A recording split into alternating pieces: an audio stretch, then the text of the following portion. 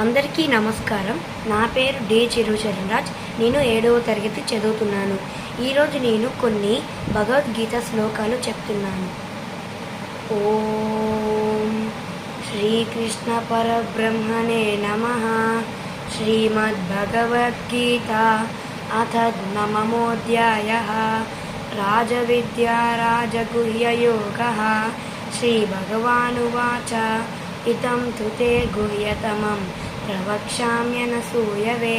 జ్ఞానం విజ్ఞానసహితం యజ్ఞాత్వా మోక్షసే శుభాత్. రాజవిద్యా రాజగుహ్యం పవిత్రమిద ఉత్తమం.